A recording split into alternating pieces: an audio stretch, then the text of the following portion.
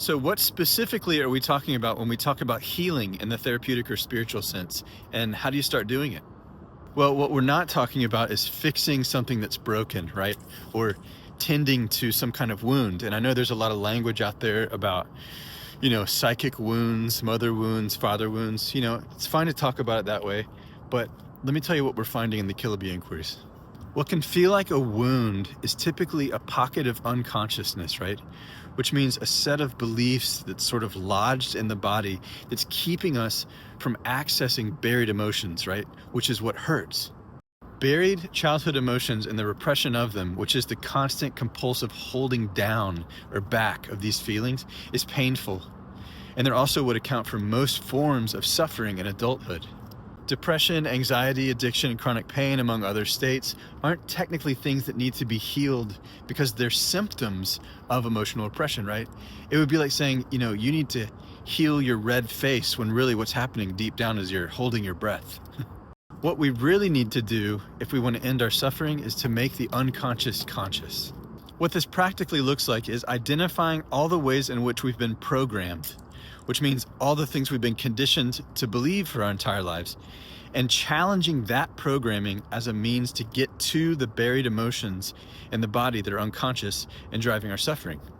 This is what we in the Killaby inquiries call deprogramming and reversing emotional repression. But even that's a little bit fancy, right? At the end of the day, it's really just learning how to skillfully make the unconscious conscious. See how it's not really healing though, technically? It's more like uncovering or waking up out of. Now, I want to challenge something. There's a famous quote, and I'm not sure who to attribute it to, but it says something like, people begin to heal the moment that they feel seen and heard. This may be true at the beginning of the process of healing or making the unconscious conscious, but the need to be seen and heard can become a real obstacle for a lot of people, and here's why.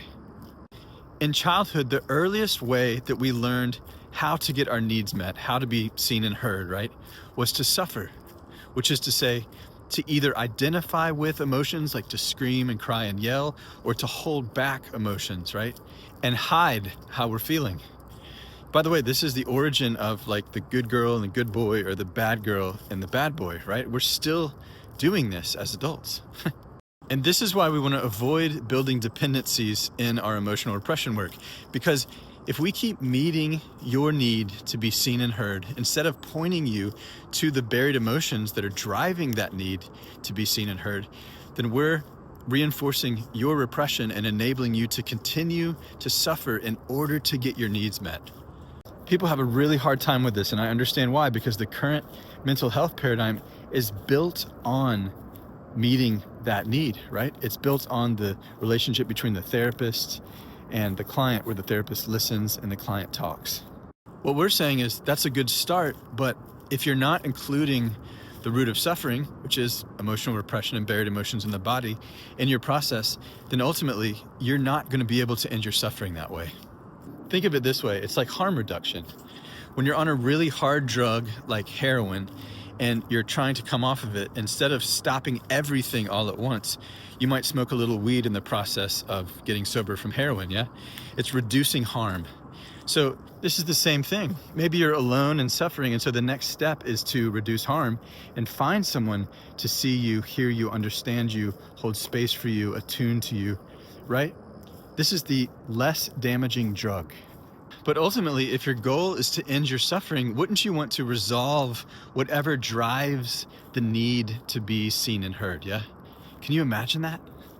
When you do the work of coming out of emotional repression, you start to know yourself, see yourself, understand yourself, attune to yourself, connect with yourself, love yourself, right? It automatically happens when we make the unconscious conscious. So you can call it healing if you want, but I call it ending suffering, right? If you'd like to do this, to recover from the drug of repression, suffering, and dependency, visit repressiontest.com.